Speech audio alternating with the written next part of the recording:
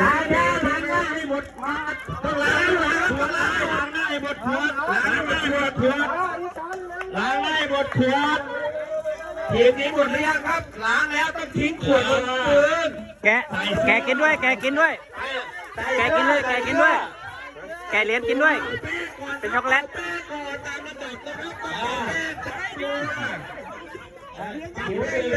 ใส่เสื้อจะไปต่อหรือพอซ้ำนี้พี่น้องเอ้ยถ้าไปต่อล้างหน้ายังยังไม่ล้างเลยดื่มน้ำใส่เสื้อแล้วดื่มน้ำโอ้โหน้องโบ้เย็บเสื้อแกกินเลยแกกินเดี๋ยวนะทำไมเหลือแค่นี้เปลือกเลยวะน้องโบ้นี่กินไม่ขายเลยเปลือกไม่ออกเลยอ่ะเปลือกไม่ออกนะครับ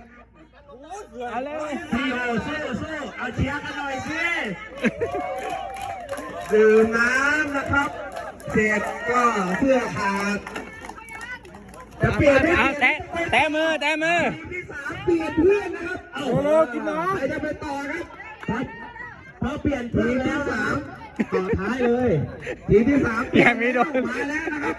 ยังไม่โดนลำเลียงนู่น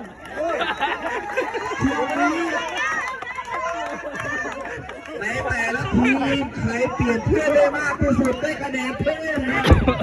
ที่เป็นทีมคนที่ไม่ได้ด้วยนะครับเราจะมีคะแนนจากการร่วมกันทำกิจกรรมนะครับมีคะแนนเพิ่มนะครับไม่ได้ทำคนเดียวยังมีเรียบร้อยกล้วยสี่โดรับสามเวนบอกันไปที่มาแทงมือได้ใครสายตาดีแทงมือได้เข้าไม่เข้าที่มาเข้าไม่เข้าอ่อนไปพี่แทงมือได้ทำให้แข็งโอเคไป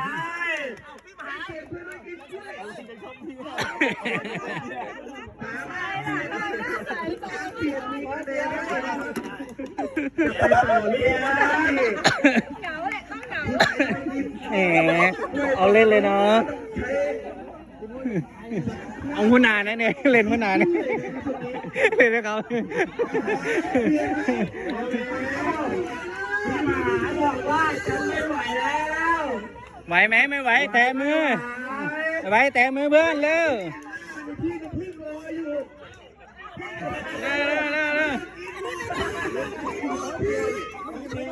ตายแล้ว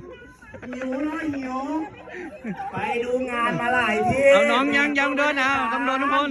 ไอ้รุ่นพี่พวกนี้มันทรมานฉันไอ้แต่ละทีดูแล้วเป็นยังไงเต็มรอพี่กับพี่ยังรออยู่ไหวไหมไม่ไหวแท็กทีมได้สามขีคือพังไหวอยู่เผื่อมือเย็นเด้อมือเย็นเดี๋ยวไปมือจีนโตจีนเด้อ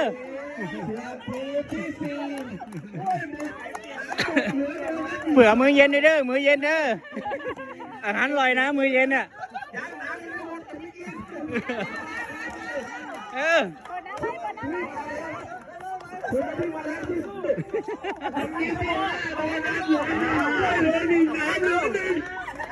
มีลุ้นอย่าให้โดนัทหมดก่อนมีลุ้นแท็กมือได้เอาเร็ว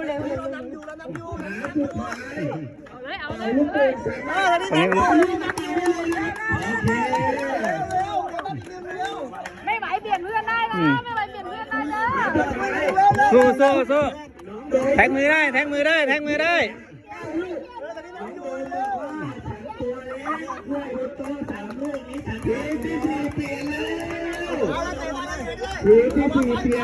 กระเบนคืนทาบ้าง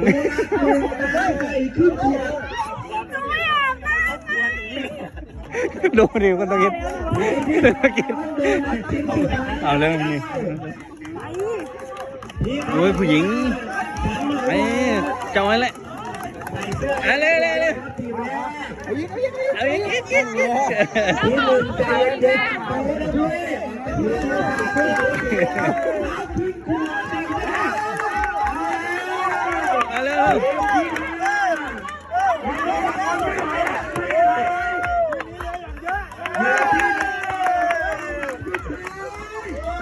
พี่เจี๊ยบพี่เจี๊ยบพี่เจี๊ยบพี่เจี๊ยบ เห็นที่มาช่วยกันเลยด้วย